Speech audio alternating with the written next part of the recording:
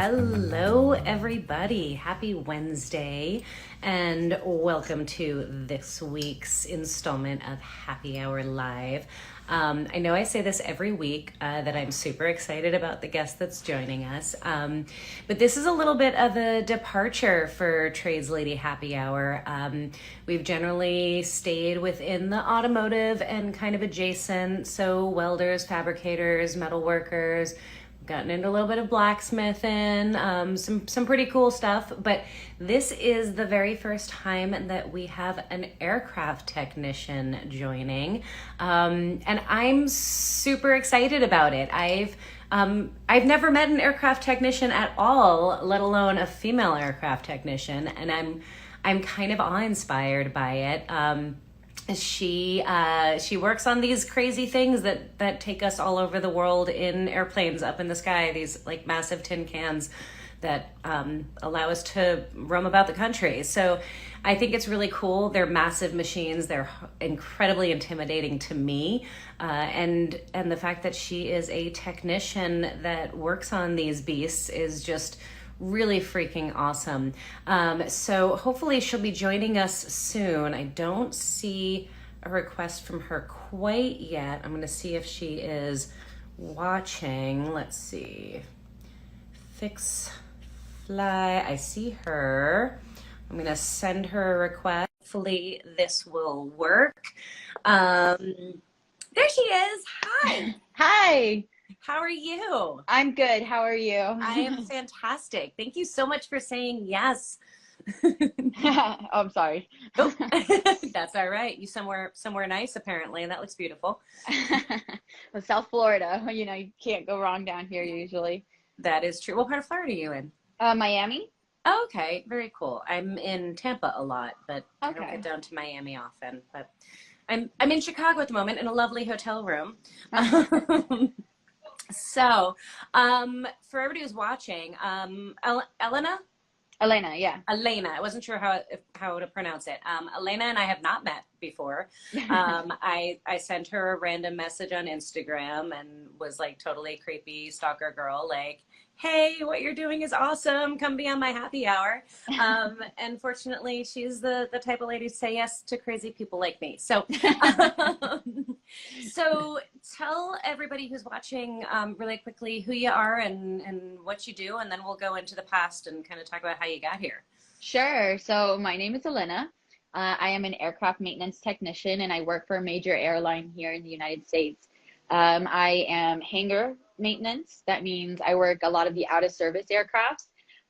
Anytime it breaks or like really breaks, and they have to take it from the line, they bring it over to us in the hangar, and I, help fix them and get them back in service. So I'm qualified to work on a lot of aircraft. However, within the company that I work for, I am qualified on their 737s, the Maxes, the 319s to the 21s, and the 787s. I don't have 777 yet. That's the only one I'm missing right now at the moment. That's right. I have a feeling you're probably going to get there soon. As soon as they offer the training, I'll be there. Like nice. Very cool. So I know nothing about being an aircraft technician, or how that whole thing works. So I have so many questions. But I want to start with just like, how did you get into this? Like that's kind of a big thing.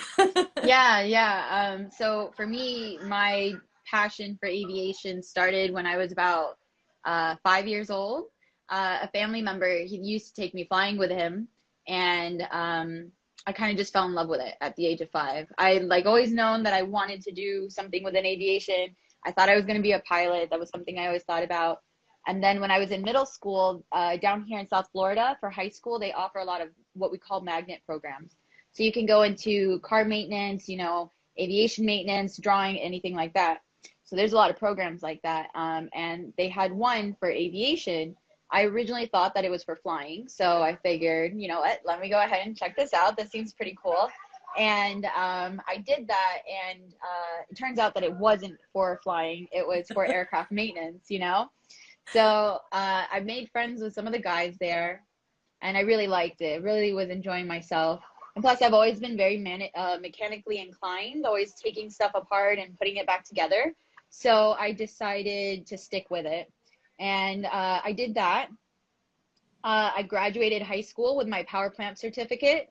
And then I went back to school right away afterwards and got my airframe certificate. I was working the entire time I was taking my airframe courses, and then eventually went ahead and got my certificate for airframe. And that's, the rest is kind of history. So that's kind of, I've been an aircraft technician for 11 years now. You don't look old enough to. No, everybody says that. They're like, wow, you don't look old enough. I'm like, yeah, I'm 29. I've been doing this since I was 18. So, oh my gosh, that is what an incredible thing that they offer in your high schools. That's amazing. Like, I've never even heard of aircraft maintenance being offered in any high school everywhere, anywhere. Like, that's amazing. Very cool. It's really nice that they give this opportunity to students, especially down here. Like I said, there's so many programs that you can get into, and so being able to offer that and give kids the opportunity to figure out at a younger age if maybe this might be something that they want to pursue is such a great thing, I think, honestly. So I'm really happy I was able to do that and take on that opportunity. No, I absolutely agree. Do you know if that program is still existing? Oh, yes. Nice. Yeah. So the school that I went to is actually, they call it a technical college. So they have the high school program, and they also have the adult programs in it. Okay. So is it like one of those things where you spend part of your day in your home high school and then go to a program in the afternoons or whatever? Yeah. For me though, it was the opposite. I went to the school in the morning from 7 till 9. And then afterwards I'd go to my home school, and I'd be there from 10 until 2:30. Gotcha. So, that is so cool. And you're right. So many of those programs are disappearing from schools, and 100% how do kids know what they want to be if they don't get exposed to all of the different options that are around them? I can't even imagine how many other people would be pursuing stuff like this if they knew. I never in a million years would have thought of being an aircraft technician as an option for me, because I'd never heard of it. I never saw it. It wasn't something that I was exposed to, Yeah. Interesting. And that's one of the reasons for why I post so much on social media about what it's like to be an aircraft technician, and especially from the standpoint of being a female within the industry. It's because, a lot of what I do is meant to help educate and inspire people about an area that they can get into that many of them didn't know was even possible, and once they see it there, they're able to, put that thought in their head. It gives them that opportunity to consider something like this. And, sometimes they'll go to school. I've gotten so many messages from people that have said that I've never knew this was a area I could get into, and now I'm going to school for it because of what I've seen, So it's amazing the things that you can do with just outreach to be able to try and get people into programs like that. Oh, definitely. And that must feel incredible to get those messages from people. I love what you're doing on social media. It's one of the things I love about social is it's truly that whole concept of if you can see it, you can be it. And people are able to see you as a woman, as a young woman, and see you being successful, and then how much of an impact that makes on them. I think it's phenomenal what you're doing. Right. Thank you so much. I really appreciate it. My whole thing is about, so within the aviation industry of certified aircraft technicians, women only make up 2.5% of the industy. So, automotive is the same. So we're parallel. Right. So the whole goal with everything too, that's why if I had it my way, I wouldn't really put my face in front of everything that I do, because I don't want it to be about me, but at the same time, that part of putting myself there allows people to be able to see that that's a female, or that's a girl doing it. I could do it too, type of thing. So that's why I do it. No, I 100% can relate to that. I think it's so important. As we're the same in automotive, we're 2.5-ish%. And I'm honestly surprised that aircraft is that high. I would have thought you would tell me it was way lower.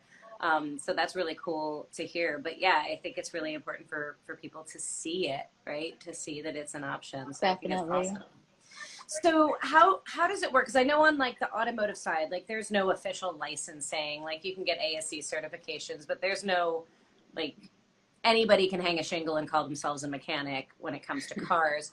I'm assuming, I'm hoping that's not that simple when it comes to aviation. No, no, we are certified. Everyone calls it a license, but it's not a license. It's a certificate that we get. It's shaped like a license, looks like a license, but it's not a license. It's a certificate. Okay. And yeah, so there are two ways that you can go about doing or obtaining your certificates. And one way is by going to school, like I did. My program was a little different because I did it in high school. Normally, the programs are about 18 to 24 months. You go to school, you take your general courses, your airframe courses, and your power plant. And once you've completed all of those, you're qualified to test for your life for the certificates. Okay. There's that way, and then the other way that you have is by working as an apprentice. So you have to keep track of all your on-the-job training forms. You have to have like a letter from your boss that pretty much states that you did work there, all that type of information. And you have to accomplish, if it's for one license, it's 18 months, and if it's for two licenses, it's 30 months. And then once you've got all those OJTs that show that you are capable of doing that, there's a form that you have to fill out. You fill that form out, you go to the FAA, you sit down with them, they'll interview you, and if they think that you're qualified to test, then they'll go ahead and qualify you, or they'll pass you to go ahead and continue the next steps into the testing process. And we have to go through, we have to do for the general airframe and power plant, we have to test for each one of those. And within each one of those, you have your written. The book is 1,000 questions, and they only ask you 100 of them. So you have to be able to answer those 100 questions. And then on top of that, you have your oral. So you have to sit down and do the whole oral with what they call a DME. It's a designee that will test you. And then afterwards, you do a practical with this person. And if you're able to pass for each chapter or each subject, then you'll go ahead and you receive your certificates that way. So it's a little bit more in depth doing it like that. So I wish I yeah, wish automotive was that in depth. I mean, it makes sense. Obviously, you're working yeah, on planes, like it's intense stuff. yeah. So you like pretty much went straight into it from high school. Like you Oh yeah. graduated from high school and were able to test and start on the job. So for me, my senior year of high school, I had to choose between finals or my certificate from power plant. Oh So wow. yeah, I failed like all my finals. I didn't take them. I didn't show up to school for like the last 2 weeks. However, I knew that I was going to go ahead and pass, like I was going to graduate, so I didn't care. Pretty much failed the whole last, like quarter pretty much. And I took my test. So by the time I graduated, you had to take it before the last day of school. So by the Oh, last day, I took it, and the school paid for it. They paid for the licensing of it. oh, that's So cool. yeah, I got all of that out of the way. And I actually started out working at first in the school as a assistant to some of the teachers, since I Oh, was cool. a power plant rated mechanic, or technician, as I like to call us. Yes. I started working as a teacher's assistant. And then a couple months in, I decided I'm ready to go to work. So I started working at an overhaul facility and was going to school at night and then working during the day. And so that's why, for me, aviation's all that I know. Being an aircraft technician, my friends all know this. They're like, Elena, what are you up to? And I'm like, work, they're like, oh my goodness, have you seen this? And I'm like, Nope. so this airplane, like that, like that's me. So I love it. I mean, you were like totally pot committed. You're like, finals, I don't care. I've got a yeah, career to go do. Like, yeah. that is awesome. How was your family about this? Were they receptive from the get-go or Oh how? yeah, for Yeah, sure. My mom used to drive me to school every morning. nice. So, because where I lived, the bus didn't really pick us up. So we started at 7:10, and my mom used to take me to school every single morning. And then I would take the buses when I had to do my final or the testing for my certificates. and I knew I wasn't gonna have that time to be able to go to my home school, she would let me stay at the school, you know, as late as I possibly needed to, and then she'd come pick me up afterwards. My mom was extremely supportive of my decision, and she's been super supportive of my whole career path since I was a kid. So I love it. Yay, mom, for being yeah. supportive. That's awesome. I mean, she's obviously done a fantastic job raising you. You're, at your age, you're so well spoken and doing so much. I'm very impressed with you. Oh, thank you. um, were you one of the only women in your class, or were there other women in the program with you? Yeah, there were other women, but normally there's probably like one or two. That's about it. Even in the station where I work at right now, we have about 600 mechanics there, and don't quote me exactly on this, but it's somewhere between like 6 to like maybe 9 of us, and that's it. Wow. Yeah, the rest are guys that I work with. My whole crew is guys, you know. Yeah. Oh no, They're I my know how dads, that goes. grandfathers, and brothers. That's how I see them all. So Right? Yeah, absolutely. And I know how that goes. Are they cool with you? yeah. Because I'm at work, I'm there for the planes, you know, honestly, that's how it is. So they think they'll be giving me like a tough job or something, and they're like, Elena, you're gonna go do this, and I'm like, Okay. really? Really? And they're like, oh my God, like nobody reacts like that, you know, like that's like yeah. You're just all excited about everything. Yeah, I I'm like, love really? And they're like, oh my God, just go away now, all right? Like whatever. it. You probably drive like the folks that are long time, have been there for forever. You probably drive them nuts. They're like, why is she so excited about this? I was always told since I started working, Elena, you need to learn to walk before you can run. And I never understood that because I don't know how to walk. Like I just don't know how to walk. Like I want to do everything. I want to be a part of everything, you know? So it's like when they get me on these jobs, I'm like, okay, let's go do this. Like we got to take care of this. We got to do that. You know, go buy the paperwork or manual. This is what it says here, you know? And unless I'm like my work partner that I have now, he knows his stuff, and I'm working newer planes that I've never really touched before. So I kind of shut up a little bit and like let him do his thing.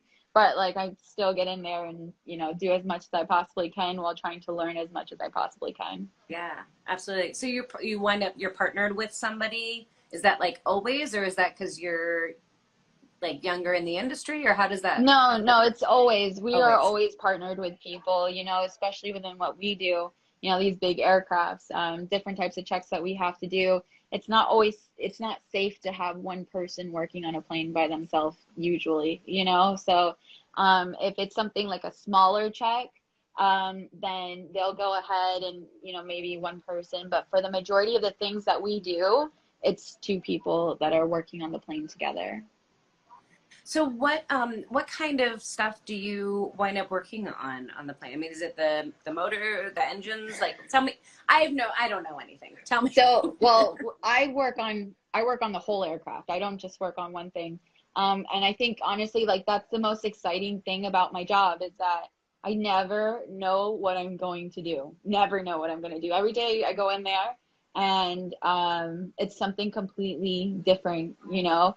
Or I go in there, I get my work package, and I think I'm going to work one thing, and then something happens, and I'm working something completely different, you know. If I go back a little further, our certificates, the airframe and the power plant, the airframe is the body of the aircraft, so it allows us to work that, any systems, everything within the aircraft, and then on the other side you have the power plant, which are the engines. So I'm capable to work all of that all together. So yeah, that's kind of what it's like. Very cool. Do you have a favorite thing to do at this point? Like Oh, your area that you love doing the most? yeah. Engines. I love engines. I'm an engines girl, you know. Anything that allows me to work on the engines. I love taxiing aircrafts and going out for high power runs and stuff like that. Those are things that I really enjoy doing, being able to just work on the engines and hear them rev up, and they're That's amazing. awesome. Are they rebuilt? Like, do you rebuild engines on airplanes, or like, is it Well, mostly repairs, diagnostics? that's what we do, mainly repairs or diagnostics on them. When it comes to like major repairs and things like that, normally we'll just go ahead and replace the engines and send them out to a shop. So I mainly work with either, diagnostics or simple, not simple, but like something that, type of repairs. And then afterwards they'll go ahead and they'll send the engines out and I help with the removals and installations as well. How long does it take to remove an airplane engine? Not long, you'd be surprised, Really? especially if you have a crew of people that know what they're doing. You can get a new one up or take the old one down, put a new one up in about like, I would say about 8 hours or so. Oh, wow. Yeah, it really just depends on the people that are working on it. How long they've been doing this. Yeah, obviously everything that we do is according to our manuals. Nothing is outside of our manuals, but at the same time, when you've been working things for such a long time, especially if you have the same people that are doing the same jobs, Yeah. again, it's still by the manuals. Manuals are our Bible. They're our Bible. We live by them. So whether or not it's the first time you've done it or the 100th time you've done it, you still look at the manuals first to see if there's been any modifications or changes to the way the manuals are written, and then you go from there. So Interesting. I mean, yeah. I know car engines that pay more hours than that to replace an engine. So that's kind of amazing to me. So I just saw in the comments, and I people ask questions all the time, but I normally don't manage to catch them. But somebody just asked if you think they'll ever eventually have electric engines for airplanes. They're actually in the process of making something like that right now. If we want to talk about in the sense of like fully electric, yeah, they're in the process of working and making engines like that. Right now, certain aircraft engines like the GE NX, those are the ones that are on like the Boeing 787s. Those ones don't even use pneumatics anymore. They're electrically started and driven and like that, but I mean, not fully electric, they still use gas and what, Sure. so. But more and more electronics and Right, a lot more electronics, especially with the newer style aircrafts that are out there. just do you have a preference on working on older planes with less electronics or the newer ones, more electrical, more electronic? So my favorite aircraft of like all time is the 757. I love that aircraft. It was so manual. Everything about that aircraft, just like from the way it looked, the way it would taxi to the engines on that plane, just everything. It was totally worth being able, like the manual aspect of it. However, I now prefer working Airbus. I don't like a lot of the Boeing aircrafts personally. I cannot stand the 737. That's my own personal Why? opinion. I'm curious why. Well, kind of for that reason. It's very manual, and when you're trying to do things, it just seems a lot more work goes into it, which I'm not saying that I don't like the work or I don't mind the work, but at the same time, you have to do a lot more digging to figure out what it is that you're looking for. That's my perspective of it. Whereas compared to the Airbus, they talk to you more. You get a lot more feedback from the aircraft, and it's really nice to be able to work with an aircraft like that. So Interesting. I have so many questions because this is such a new world to me. So I'm curious though, kind of going back, do you still have an interest in flying? I did, but I've dove in, dove. Divin, So dove, whatever. I make up words yeah, all the time. I'm with you. yeah, y'all know what I'm saying. You just stick with it. We're following you. That's good. Yeah, like I've gotten so deep within aviation and aircraft maintenance that like right now at this point in time for me, I really enjoy the aspect of fixing aircrafts. I really do. I enjoy being able to educate about them and being able to in that standpoint, And in fact, we just got off of we host on Clubhouse. I don't know if you know the app Clubhouse. So it's like it's a newer app that came out, and like it's like people talk. So many apps to keep up Yeah, with. Damn it. yeah. So it's like think of like a podcast, and you like talk and like people listen to you. But at Okay. the same time, people can like raise their hand and like come up on stage and like talk, and you create conversations with people. So Oh, you will have these conversations while people are, below listening. And we actually just got off of an aircraft maintenance room prior to this, oh and wow. we talk about technical stuff within aviation, and you get really in depth with it. So for me, I've gotten, like I said, so deep into the maintenance standpoint that for me at this point in time, I've been willing to kind of hold off on the flying side for a little bit. That's fair. I mean, your passion for what you do is readily apparent. Is it? I can tell Maybe just a sometimes. little bit. Maybe I'm just a like, little bit. is it? I can't tell sometimes, like. That's awesome. So I know I don't know. right?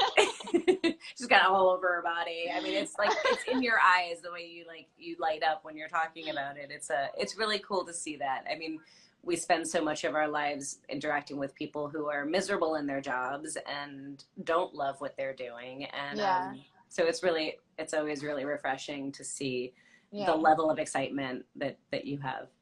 I think for me, so I was listening to a friend of mine on, actually, he was on Clubhouse today, and they asked him a question, and they said, do you feel like you work, or do you feel like within your amount of time that you've been in the industry, do you feel like you've never worked a day in your life? And his response was, I don't feel like I've ever worked a day in my life. I enjoy what I do. And I was just like, yes, yes. Yes. Like I understood that feeling, because that's what it's like for me. I love what I do. I don't, it's not a job, it's a career for me. It's something that I enjoy and I want to see improve. I want to see the industry grow, see more people within the industry, see more diversity within the industry. That's so important and something that we need to focus on, I think.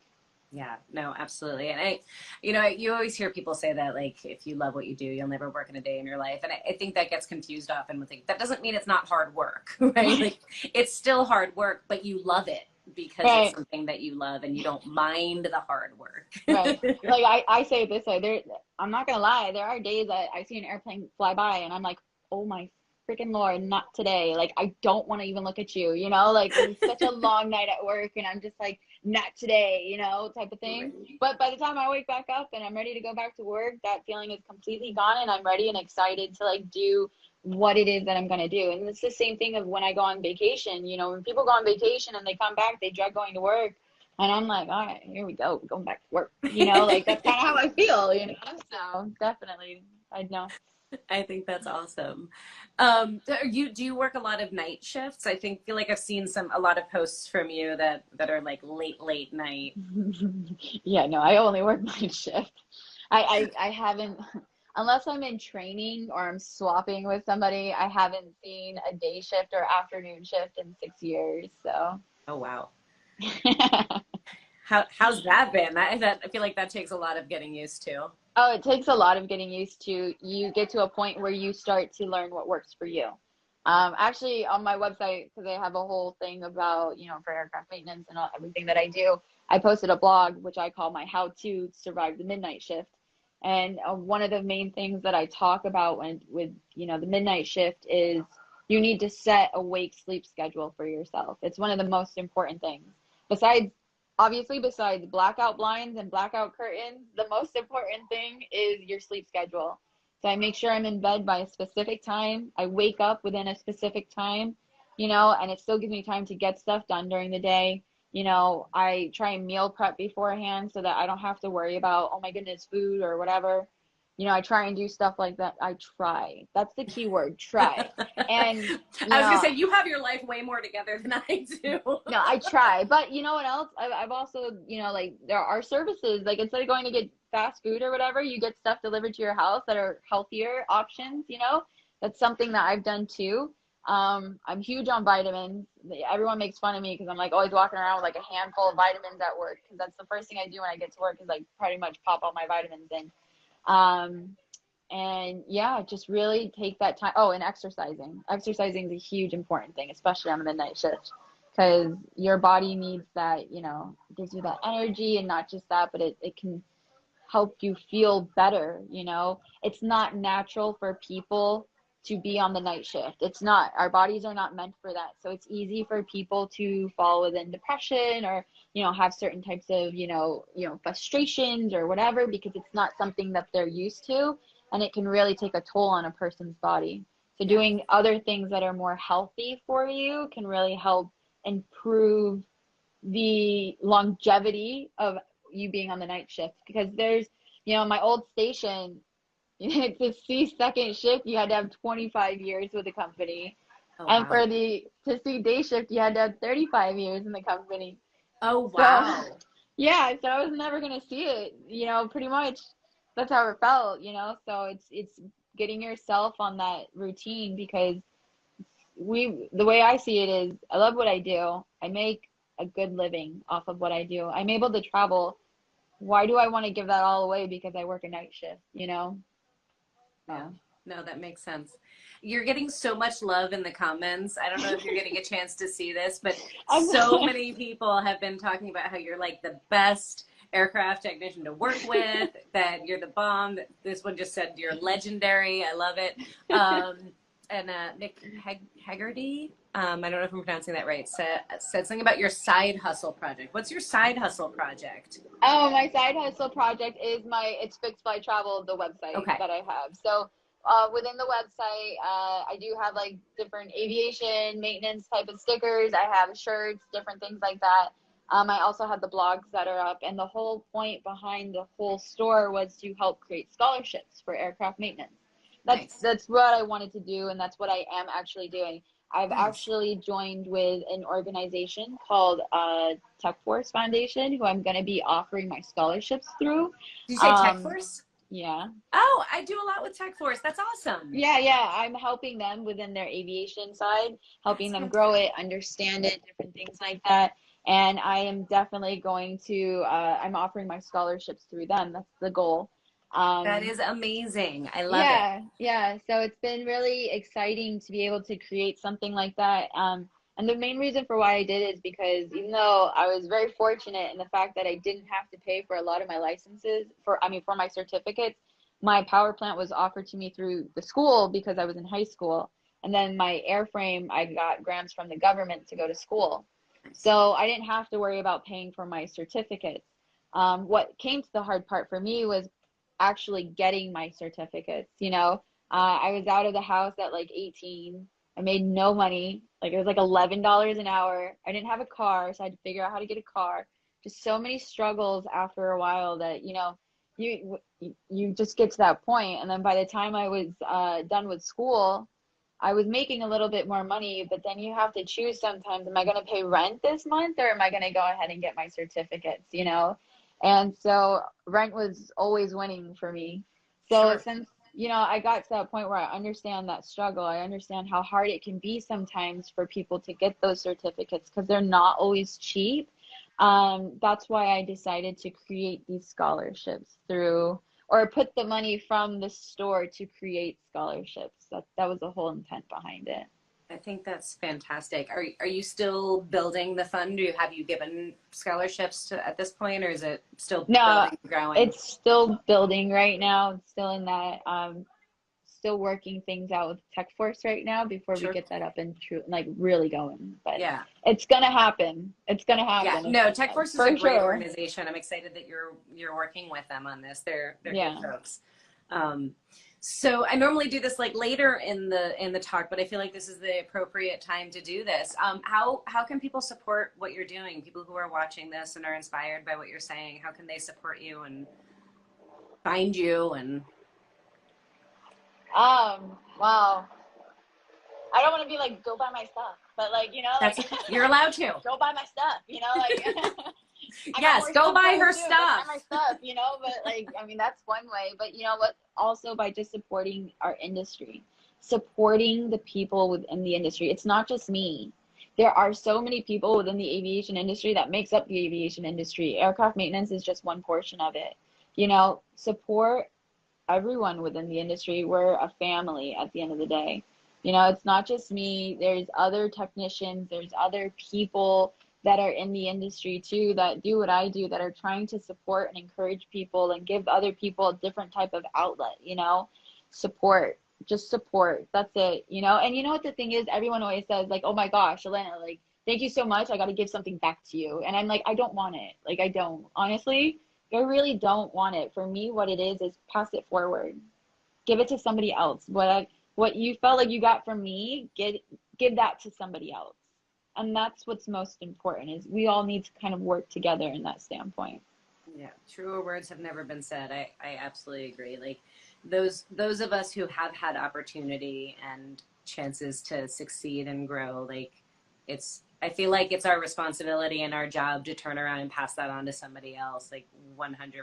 And you're Yeah. doing it like to the max. Like you're doing it really big, and I love that. I do. Yeah. My issue is I don't know how to say no half the time. I don't.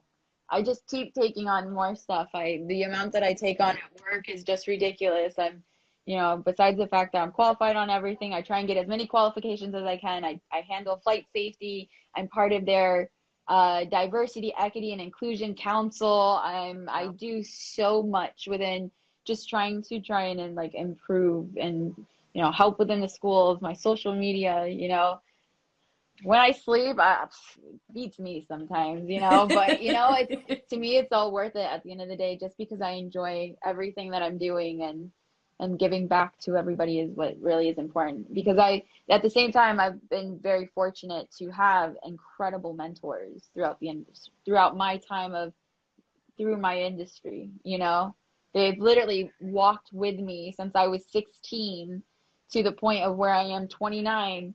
And one of them he sent me a message the other day and was like, come to my office when you can. And I'm like, oh crap, am I in trouble? Like, that was my thought process. I'm like, crap, I'm in trouble. Right, of course. I'm getting called to the principal's office. Yeah, that's what it felt like. And all he wanted to do was sit down and catch up with me and see what was going on.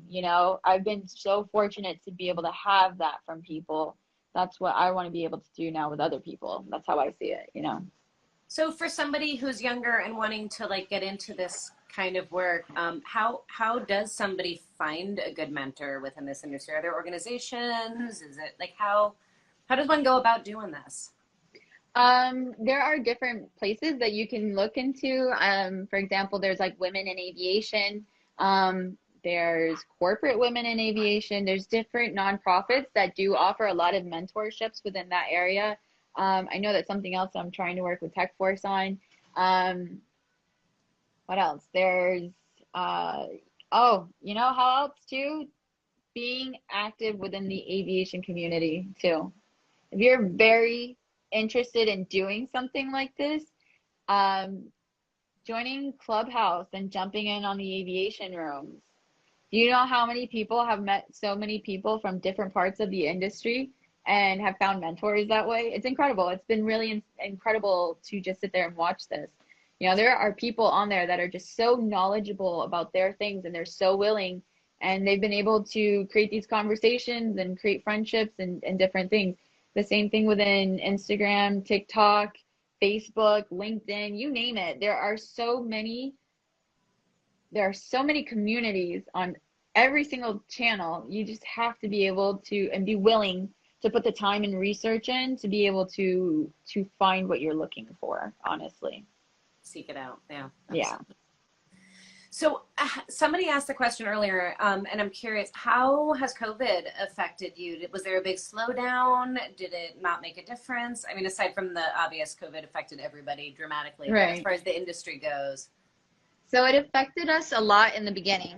When I was in Fort Lauderdale, when I worked there, it was kind of scary seeing no airplanes whatsoever. You look over at our side, nothing. JetBlue had nothing. Delta was dead. There was nothing, no airplanes. It was creepy to be able to be at the airport. And I haven't seen that since like we're preparing for like a hurricane or something like that. It was kind of creepy. And it was like that for a while. It got to a point where they had to make changes. There were furloughs within the industry. I'm fortunate enough that I didn't get furloughed. However, they shut my station down. Oh, wow. So because they did that, then I had to move, which I'm, again, still very fortunate that I only had to end up driving 45 minutes instead of having to fly halfway across the country or to a different place. Yeah. So, because there were guys in my station that couldn't hold Miami. you know, so because they couldn't hold, they either had to go to Tampa, Orlando, Tulsa. So, and that's what they ended up doing. So I feel like I've been very fortunate throughout this whole thing. I've been working, and it's gotten to a point now where work is just ridiculously picking up. It's just so busy these days. You Good. know, yeah, we have like our flights are full. You know, I've things are noticed now that returning on back all to of my normal. flights. Yeah. Yeah, things are slowly getting back to normal. It's been really nice to be able to see that. So a lot more work is coming in. You know, finally overtime is starting to slowly come back too. It's Yeah, been good for us right now at this point in time. But at first it was something that was kind of just like, ooh, yeah, a little scary at first. absolutely. So I'm glad you survived the furloughs and all of the rest. So yeah. is is the trade, I know there's like a huge trade deficit like all over the country, all over the world really when it comes to a lot of the different trades. Are do you see that in on the aircraft side as well? Oh yeah, for sure. We need people. We always need people, and as people start to retire, we're going to need even more people. You know, when I got hired on with my company, you had to have 5 years of experience. Hmm. Like you had to have 5 years.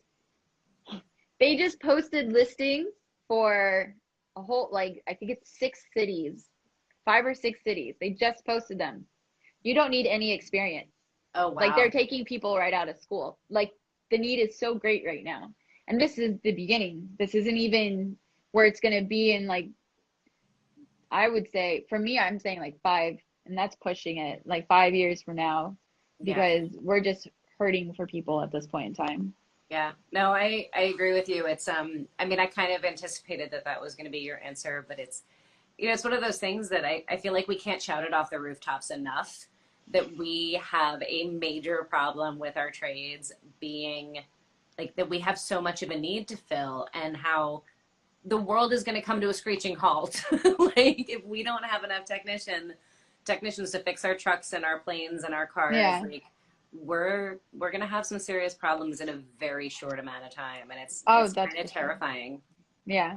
But you know, it's on it honestly, within the whole aviation field, we need it everywhere. We're running out of pilots, we're running out of mechanics, you know, we're running out of all these things. And you know, unfortunately, the way that it feels is, you know, nowadays it feels like the idea of being a part of what, you know, blue collar, as Tech Force likes to say, new collar fields, you know, I it's like that. something that is very, it's becoming more okay, but for so long it wasn't. And for that reason, I feel like that's something that has really hurt the industries and creating different, you know, types of mechanics out there Yeah. or technicians out there. So, you know, at least now I feel like people are now aware of the fact that you don't need a degree to make good money. You Yeah. know, like you really don't. You can, you know, be a technician and make good money too, you know? Yeah. Oh, I agree completely. I feel like that. I feel like it's starting to change. Like people are starting to have those conversations more, and people are starting to acknowledge that the trades are a viable career path and a Yeah. respectable career path. But I still feel like we've got a long ways to go because a lot of the schools are still pushing like 4 year college. That's the only path. 4 year college, like that's the way to go, and it's not for everybody, and it shouldn't be Yeah. for everybody. Like we need all the people, all the And people that's doing all the things. Yeah, and this was something that, believe it or not, I was listening in on a Women in Aviation, like a little clubhouse thing, and they were talking about that. They were talking about the outreach, the issues that they have with finding technicians starting from a younger age, because schools are still not recognizing trades as a viable career choice. You know, and I thought back to when I was in school, my counselor didn't even want to talk to me. You know, I was like, but this is what I want to do. I'd still like to get my degree, but can you kind of help me set this up and figure out what would be the best options for me? And because I didn't want to go to an Ivy League school, she didn't want to talk to me. You know what I mean? So, like, it's unfortunate that stuff like that happens. And it definitely is something that does need to be changed. It Yeah. definitely does need to be changed. Yeah. And that was happening when I was coming up in the industry. I mean, we're going back 20 some odd years ago. But, you know, I've always kind of held on to that hope that things are changing. And it always is sad when I hear younger generations saying, yeah, guidance counselors are still doing the same crap. Right. Are there, so you mentioned kind of some organizations, Women in Aviation, a couple of other organizations. Like, what kind of outreach are is the industry doing to get to younger kids and expose them to aviation as an option? So, I feel like this is something that's very much in like it's in the works. You know, like that's the type of answer, like it's in the works, you know, type of thing. But what I can say is what I've seen is, for example, when I was in A&P school, even as a high school student, American Airlines partnered with the school. You know, they created an internship program during the summer, allowing students to go over to American for 3 weeks, and you learn about what it's like to be an aircraft mechanic from the sense of a hangar, from the sense of a line mechanic, and as an avionics technician. And it was such an eye-opening experience.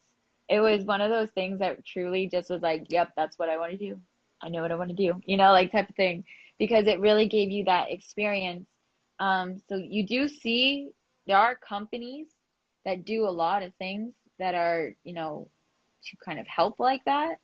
However, I feel that it needs to be more.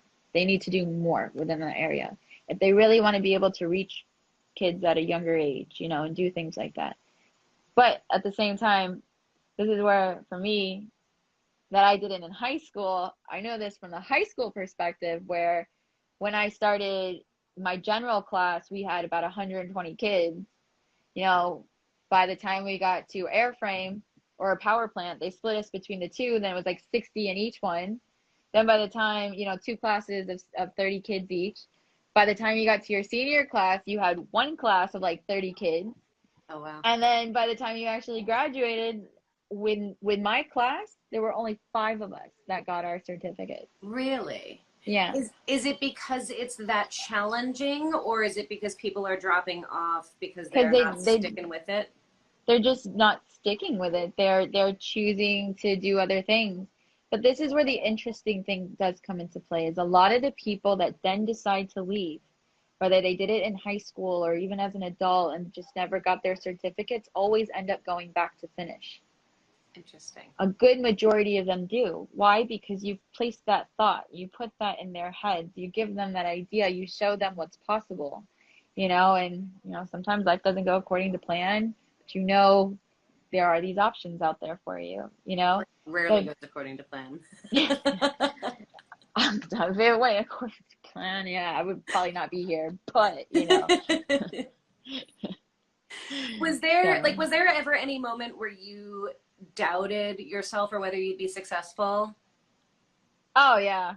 I can definitely say that.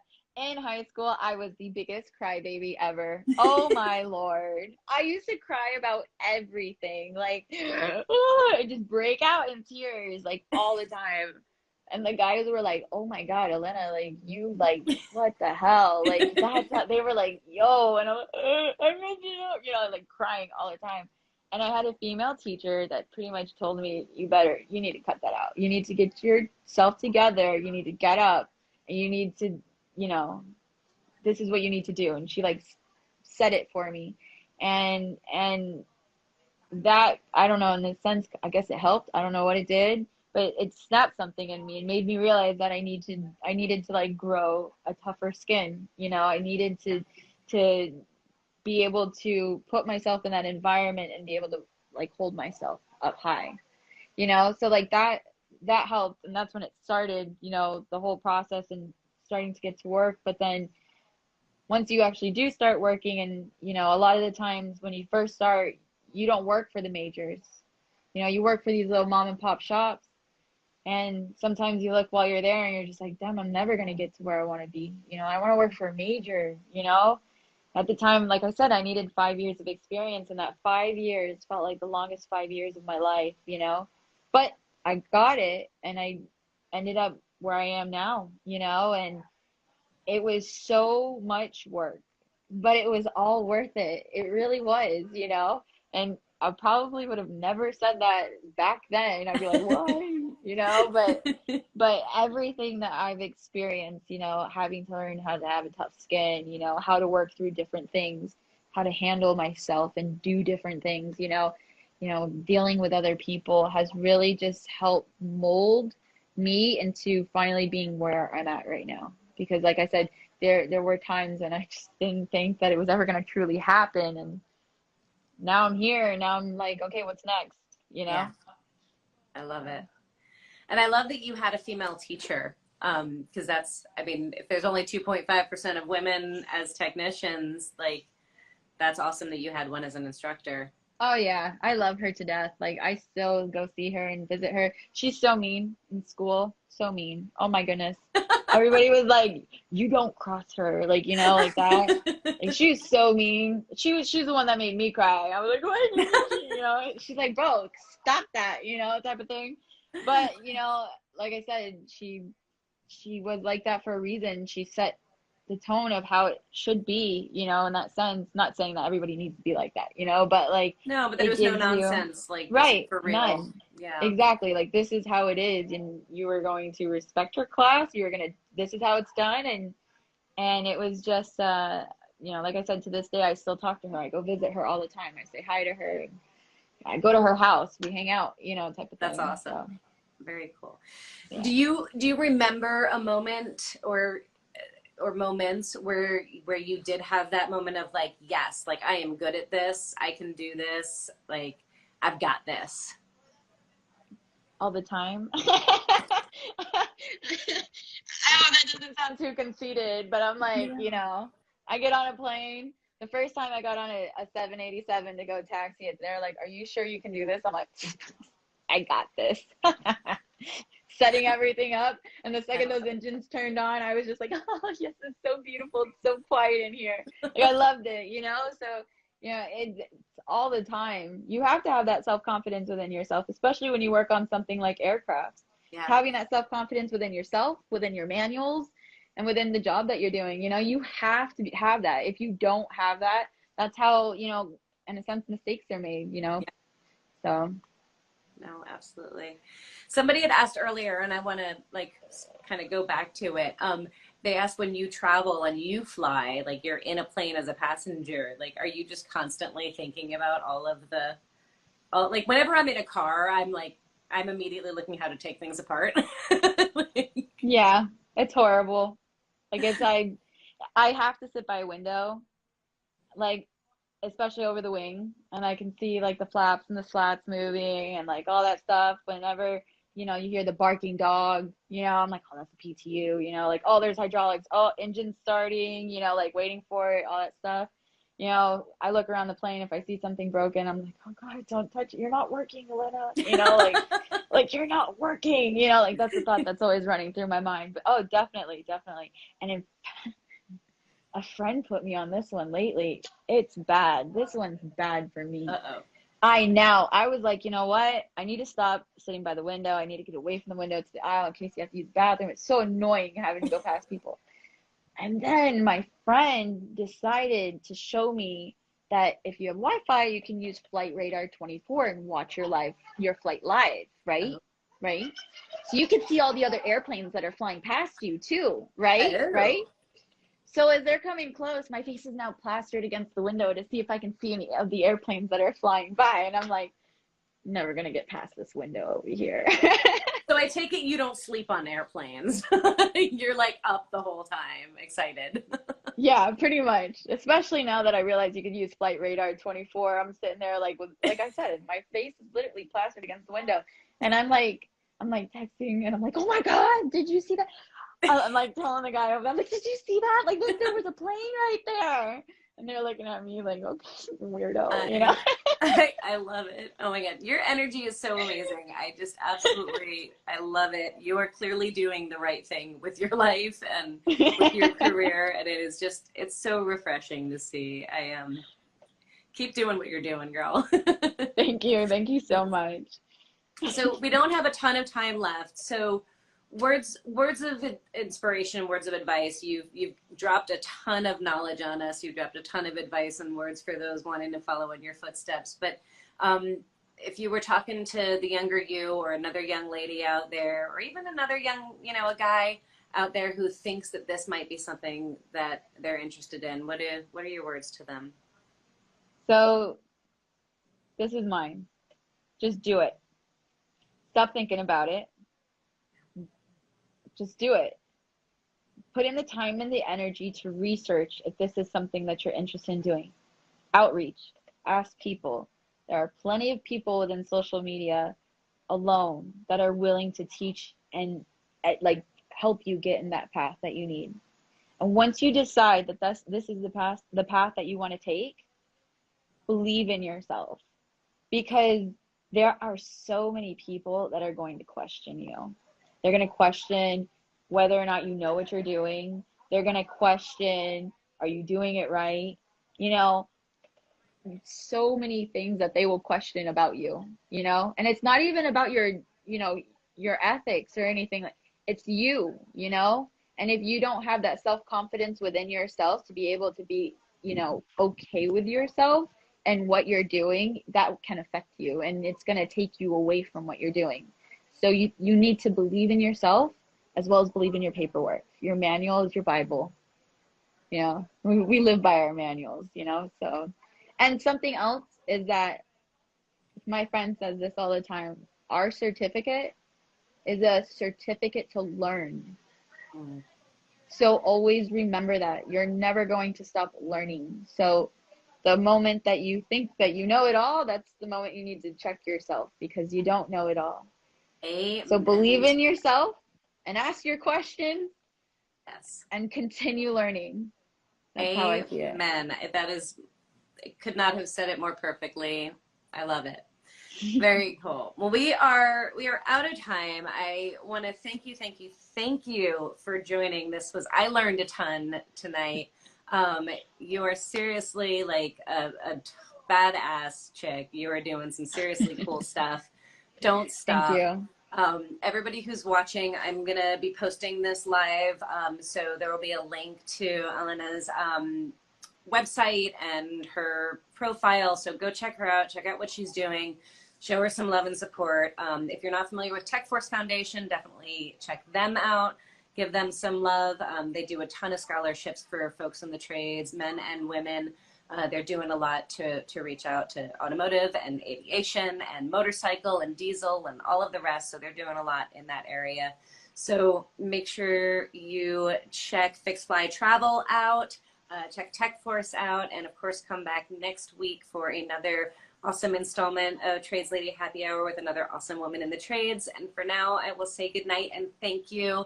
And thank you so much for joining me. Thank you. Thank you so much for having me. Thank you. I really appreciate it. And thank you to everybody else. Yes. I really appreciate everybody else, and I would not be here able to do this without all these incredible people. So thank you to all of you too. Amen. And cheers to that.